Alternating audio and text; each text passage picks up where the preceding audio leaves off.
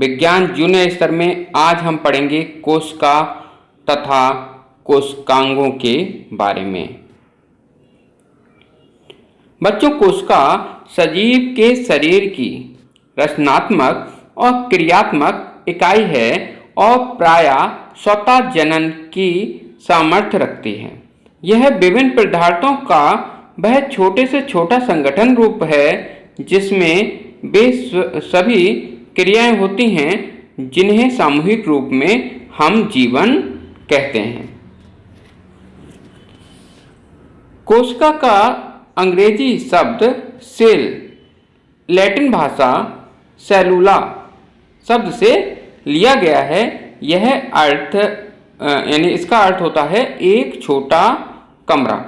कुछ सजीव जैसे जीवाणु में शरीर एक ही कोशिका से बना हुआ होता है, उन्हें एक कोशिकीय जीव कहते हैं, जबकि कुछ सजीव जैसे मनुष्य का शरीर अनेक कोशिकाओं से मिलकर बना होता है, उन्हें बहुकोशिकीय सजीव कहते हैं। यानी कि दो तरीके के जीव होते हैं, एक कोशिकीय और एक बहुकोशिकीय। कोशिका की खोज रॉबर्ट हुक ने 1665 ईस्वी में की थी। कोशिका की तुलना किसी दीवार के निर्माण के प्रयोग में लाने वाली ईंटों के रूप में की जा सकती है। यानी कि जिस प्रकार से ईंटों से मिलकर दीवार बनती है, जो दीवार की मूल खंड, यानी कि ईंट क्या है, दीवार की मूल खंड है, बेसिक स्ट्रक्चर के रूप में कार्य करती है। तो कोशिकाएं भी सजीवों के लिए ईंट की तरह ही काम करती है। जैसे ईंट से दीवार बनती है, दीवार से कमरा बनता है, कमरे से घर बनता है, वैसे ही कोशिका से ऊतक, ऊतक से अंग, अंग से अंगतंत्र और अंगतंत्र से शरीर बनता है। यानी कि कोशिका एक तरीके से ईंट की तरह होता है। जैसे दीवार में ईंट लगती है, वैसे ही हमारे शरीर में कोशिकाएं होती हैं। कोशिकाएं जो होती हैं वो आकृति और आकार की दृष्टि में असमान होती हैं, है ना। कई तरीके की हो सकती हैं, आकृति भी उसकी अलग अलग हो सकती है और आकार भी अलग अलग होता है। कुछ कोशिकाएं बहुत छोटी होती हैं जिन्हें हम अपनी नंगी आंखों से नहीं देख सकते, सूक्ष्मदर्शी के साथ देख सकते हैं हम उसे। और कुछ ऐसी होती हैं इतनी बड़ी जिन्हें हम सरलता से देख लेते हैं। सबसे छोटी कोशिका जो होती है वो होती है माइक्रोप्लाज्मा की, और सबसे बड़ी जो है वो शुतुरमुर्ग का अंडा है। और होती क्या है कोशिका? कोशिका जीवन की आधारभूत संरचनात्मक और क्रियात्मक इकाई है। यानी कि हमारी जो संरचना पूरी है कोशिका के बिना संभव नहीं है। और कोशिकाओं की संख्या के आधार पर जीव कितने प्रकार के होते हैं? अभी हमने पढ़ा था, एक कोशिकीय जीव होते हैं और बहुकोशिकीय जीव होते हैं। एक कोशिकीय जीव में क्या होता है? एक कोशिका होती है केवल, और बहुकोशिका में बहुत सारी कोशिकाएं होती हैं। एक कोशिका में कौन कौन है? जैसे अमीबा है, पैरामीशियम है, युगलिना है, ये सब क्या है? एक कोशिकीय जीव हैं। और बहुकोशिकीय में केचुआ, हाथी, मनुष्य, बंदर, बरगद, ये जितने भी आपको दिखाई दे रही हैं चीज़ें, ये सब क्या है? आपकी बहुकोशिकीय, क्योंकि इनमें बहुत सारी कोशिकाएं होती हैं। और अमीबा, पैरामीशियम, युगलिना में केवल एक ही कोशिका है। और कोशिका की आकृति और आकार एक समान नहीं होती है, अलग अलग आकार होते हैं, अलग अलग आकृति होती है। आकृति कैसे अलग अलग होती है? जैसे अमीबा है, देखो उसकी नीचे आकृति देखोगे अमीबा, ये क्या इसकी कोई आकृति नहीं होती, अनिश्चित आकृति होती। और पैरामीशियम, इसकी आकृति देखोगे तो क्या है? चप्पल की तरह इसकी आकृति होती है। देखो चप्पल की तरह लग रही है, देखो इसे, है जैसे चप्पल होती है वैसी इसकी आकृति होती है। और बहुकोशिकीय जीवों में जो कोशिकाएं होती हैं वो किस प्रकार की होती हैं? चपटी भी होती हैं, गोल होती हैं, अंडाकार होती हैं, घनाकार होती हैं, अनियमित आकृति की होती हैं। यानी कि कोशिकाएं बहुत सारी आकृतियां होती हैं, आकार भी बहुत सारे होते हैं और आकृतियां भी बहुत सारी होती हैं कोशिकाओं की। समानता एक कोशिका में कोशिका झिल्ली, केंद्रक और कोशिका द्रव, तीन चीजें होती हैं, तीन भाग होते हैं। अब इसमें जो कोशिकांग है उसमें क्या क्या भाग होते हैं और क्या क्या उसका कार्य होता है ये बता रहे हैं अब हमें। देखिए कोशिकांग का मतलब कोशिका के अंग, कौन कौन से अंग होते हैं? पहला है कोशिका झिल्ली। कोशिका के बाहर एक झिल्ली जैसा आवरण होता है, इसे प्लाज्मा झिल्ली या कोशिका झिल्ली कहते हैं। इसका निर्माण कैसे होता है? वसा से या प्रोटीन अणुओं के द्वारा होता है। यह झिल्ली कोशिकाओं में उपस्थित जो दीप द्रव होता है उसे बांध के रखती है। इस झिल्ली में से केवल कुछ द्रव जो है वो आ सकता है और इससे जा सकता है। अतः इसका काम है विभिन्न पदार्थों के आवागमन को नियंत्रित करना। दूसरा कोशिकांग है कोशिका भित्ति, जो कि केवल पादप कोशिकाओं में पाई जाती है, जंतु कोशिकाओं में नहीं पाई जाती है। ये बैक्टीरिया और पादप कोशिका के बाहरी आवरण है, यानी कोशिका झिल्ली के बाहर होती है कोशिका भित्ति पादप कोशिका में। और ये क्या होती है, सेलुलोज की बनी हुई होती है। और अन्य भी पदार्थ इसमें हो सकते हैं, जैसे पैक्टिन और लिग्निन इसमें हो सकते हैं। और ये क्या करती है, हमारी जो कोशिका झिल्ली होती है उसकी रक्षा करती है। अगला कोशिकांग है केंद्रक।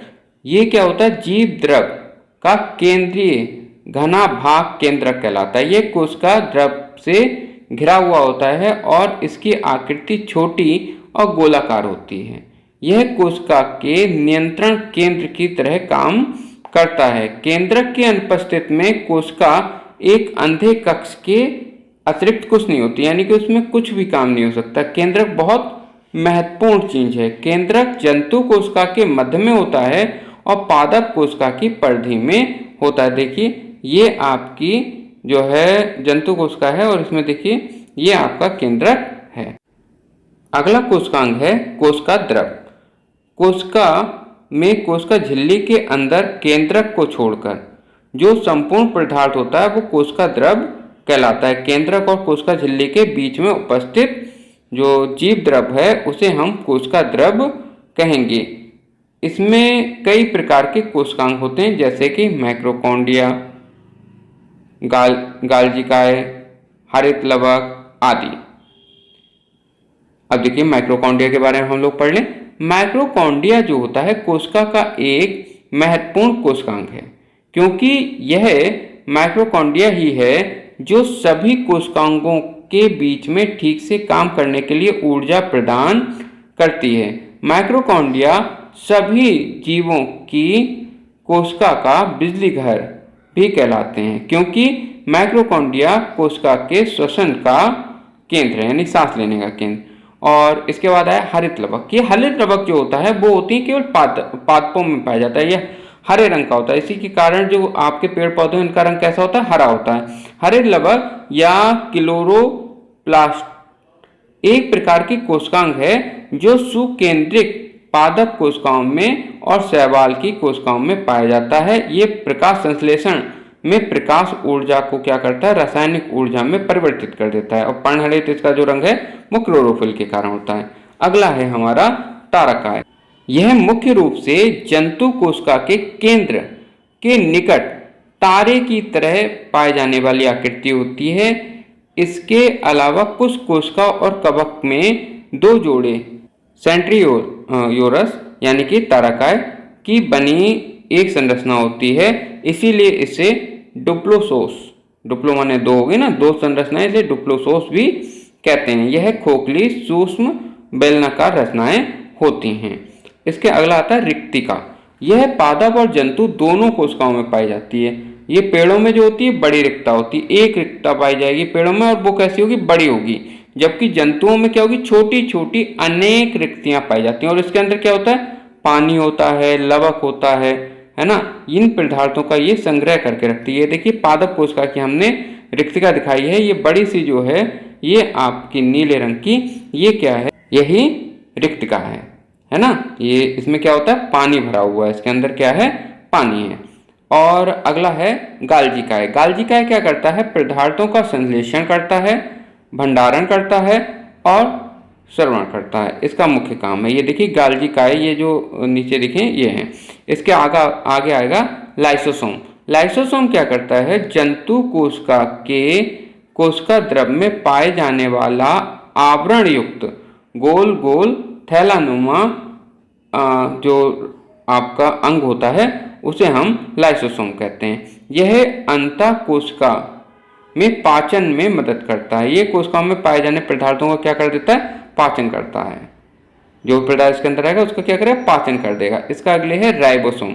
राइबोसोम सभी जीवित कोशिकाओं में पाया जाता है। यह अंतः प्रदवीय जालिका में इससे जुड़ा हुआ होता है। ये माइटोकॉन्ड्रिया में भी होता है, हरितद्रवक में भी होता है, केंद्रक में भी होता है।